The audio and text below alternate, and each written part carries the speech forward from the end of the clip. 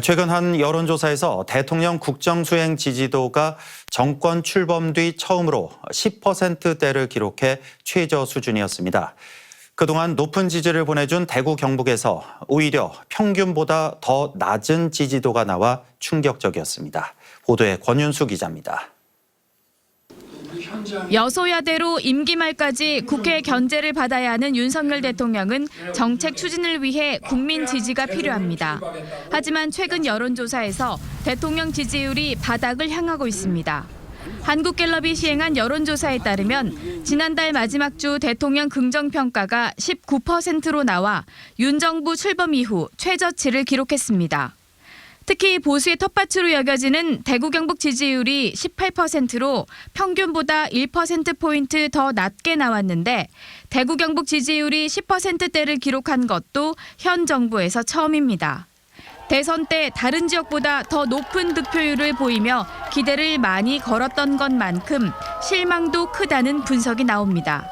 김건희 여사 리스크, 그것을 제대로 해결하지 못하는 것도 있고, 의정 갈등 문제도 있고, 특히 한동훈 대표하고 계속 충돌하는 거, 근데 그런 부분들이 작용을 종합적으로 하고 있다고 봐야 되겠죠. 리얼미터가 실시한 여론조사에서도 지난달 마지막 주 대통령 긍정평가가 전주보다 떨어졌습니다. 연령별로 보면 70대 이상에서 전주보다 6.1%포인트 떨어지고 60대에서 3.8%포인트 떨어지는 등 노년층 여론이 싸늘해졌습니다. 한동훈 국민의힘 대표의 대국민 사과와 국정 쇄신 요구에도 묵묵부답이던 윤 대통령은 모레 대국민 담화문을 발표하기로 했습니다. 한 대표는 국민의 눈높이에 맞는 담화를 기대하고 반드시 그래야 한다라고 밝혔습니다.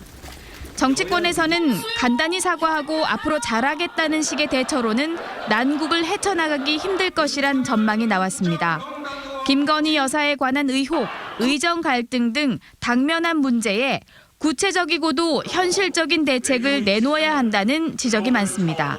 이번 대국민 담화에서는 아주 구체적인 내용이 담겨야 한다고 생각을 합니다. 지금까지 못 해왔던 거, 야당과 어떤 정치적 협의를 하고 그런 과정을 거쳐서 민생 문제를 어떻게 해결할 건지. 여권의 위기감이 커지면서 입장 표명을 더는 미룰 수 없다고 판단한 것으로 보이는 윤 대통령이 과연 어떤 대책을 내놓을지 관심이 쏠리고 있습니다. MBC 뉴스 권윤수입니다.